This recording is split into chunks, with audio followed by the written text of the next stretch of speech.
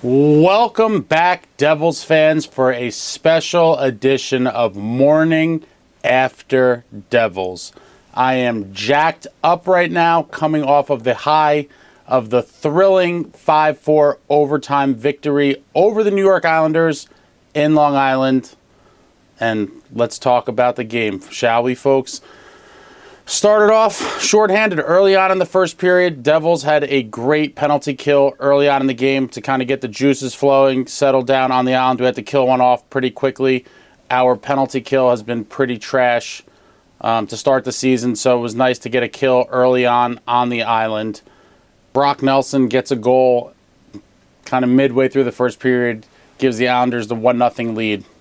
Also in the first period, our boy Jack Hughes robbed of an absolute beautiful chance. He was in all alone, super slowed it down, did a little Mighty Ducks triple deke action, goes in for the backhand on Sorokin and gets robbed. Jack looked up at the sky, very disappointed in himself, but he will later make up for it and then some later on in the game. Jesper Bratt also robbed on a glorious chance in the first period, and then we finally broke through. Timo Meier, on a great effort, rushes the puck up the ice on the power play and feeds it to Dougie for another glorious Dougie bomb from Dougie Hamilton. The Dougie power play bomb from Timo ties it up at 1 late in the first period, and we end the first period tied at 1-1. Folks, I've said it on this channel before in a previous video, I believe Dougie was completely robbed of a Norris Trophy nomination last season, and I think this year he will finally get it. I believe Dougie will be in Vegas as a nominee for the Norris Trophy as the best defenseman in the NHL. He is off to a blazing hot start, and I think we're going to see a lot of clutch plays from him throughout the season. Look for Dougie on the Norris list. Okay, and then second period. Now the second period becomes an absolute shootout score-a-thon.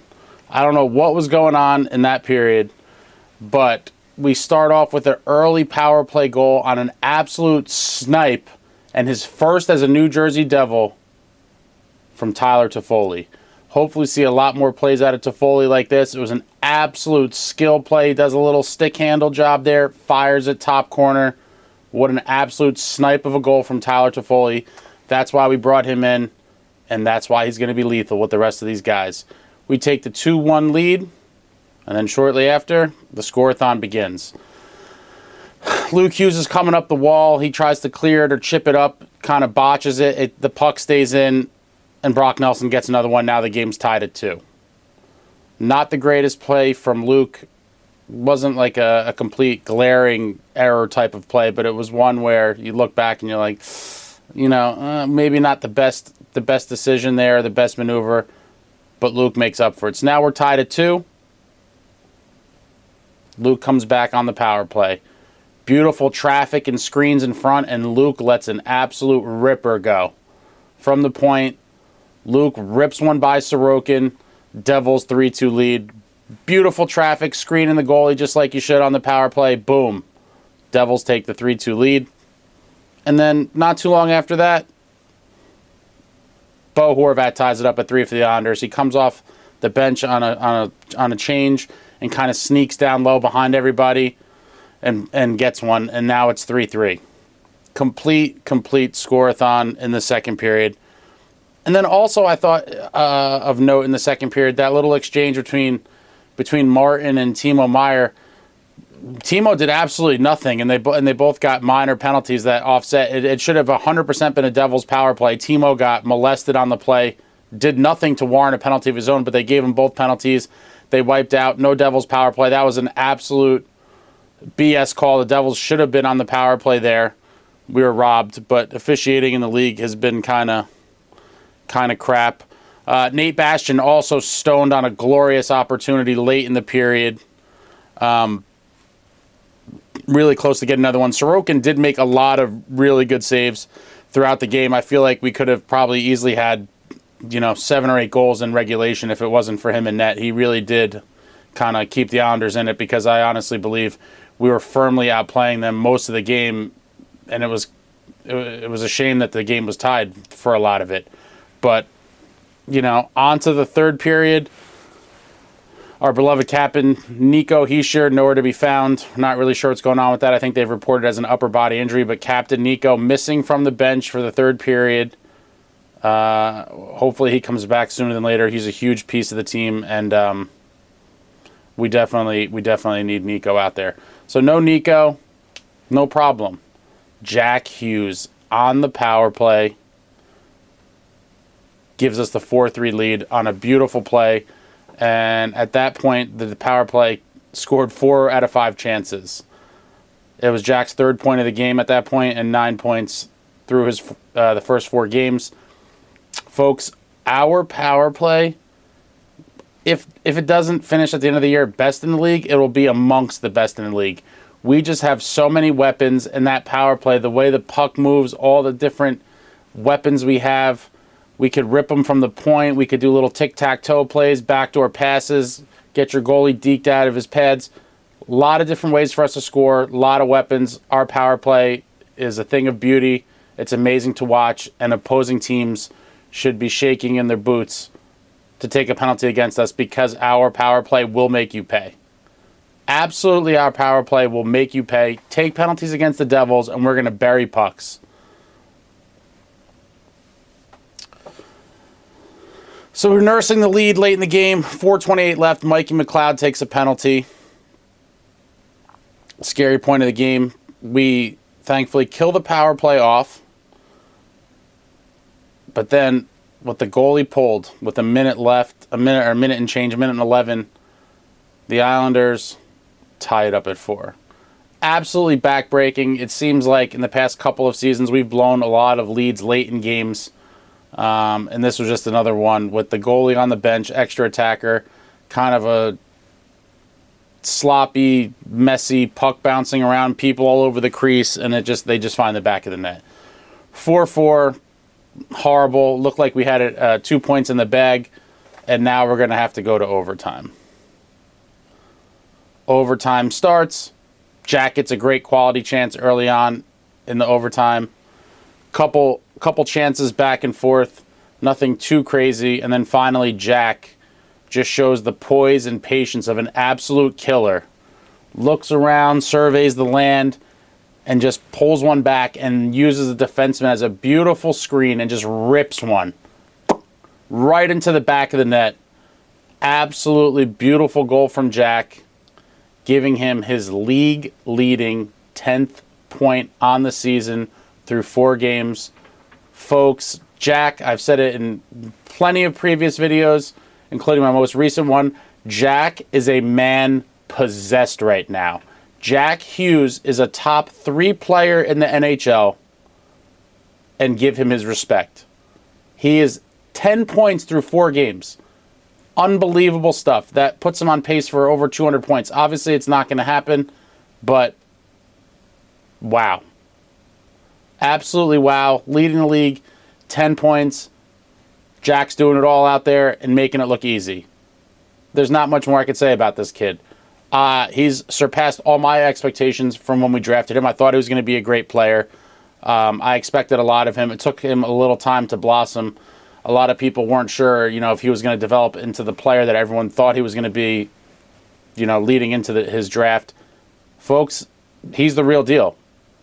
Jack is here. He's still not in his prime. He's still a boy. And he is just dominating the NHL right now. 10 points through 4 games. Our boy Jack should be 100% a nominee for the Hart Trophy towards the end of the season.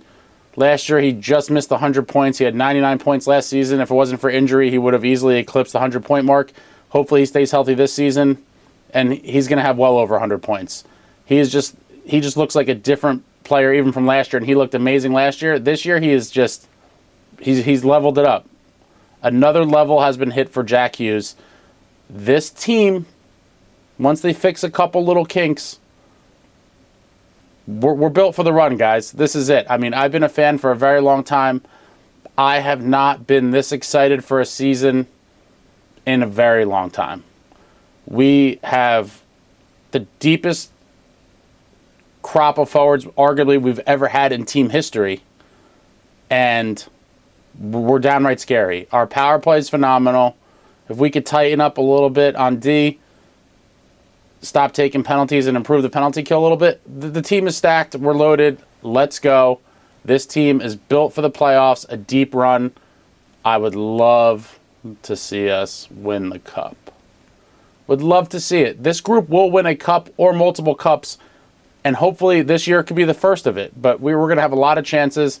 This nucleus is going to be here for a long time, and we're going to be going deep, kids. I told everyone after the last game, way too early to panic after Game 3. We've showed flashes of brilliance. This team is built to win. They're built to win now.